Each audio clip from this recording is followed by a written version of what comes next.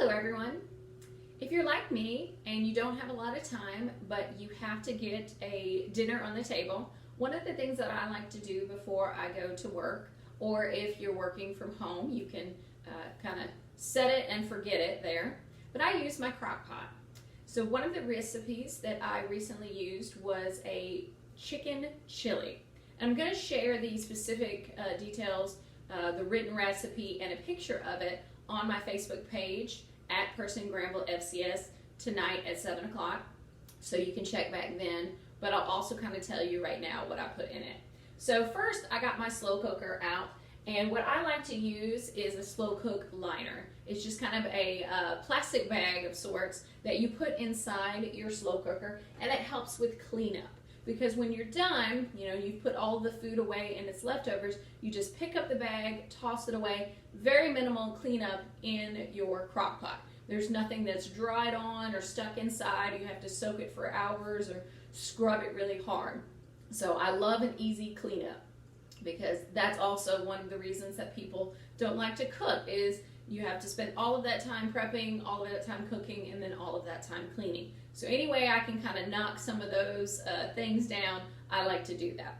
So this recipe that I did was very easy.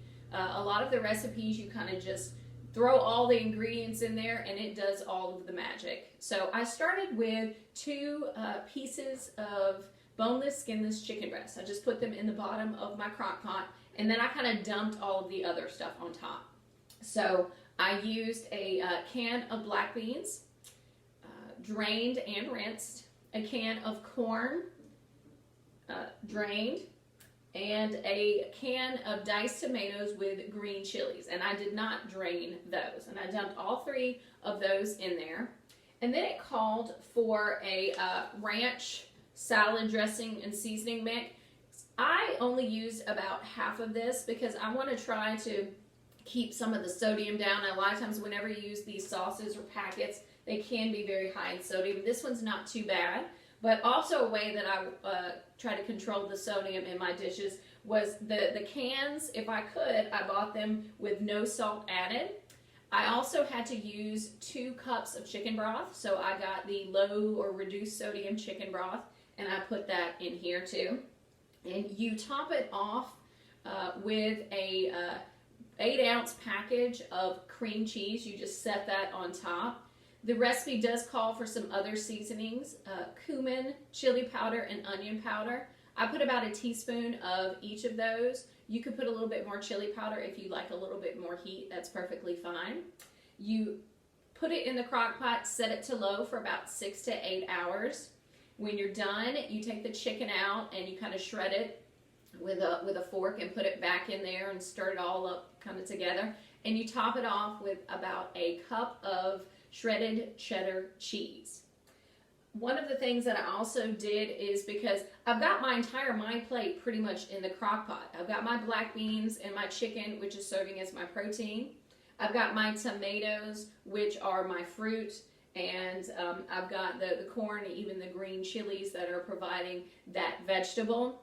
But I want a grain, preferably a whole grain if you can. But I had some cornbread I could make with it. Or also, if you have some whole grain chips, you could kind of eat it like it's almost a dip.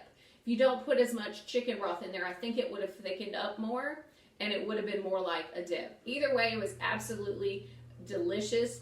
It makes about 8 servings. So the main thing you have to watch is portion control, making sure you're not going back for seconds or even thirds, because it's that good.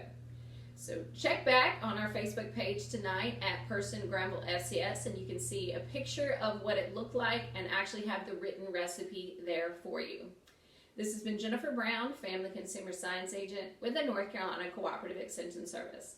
Thanks for tuning in, and enjoy.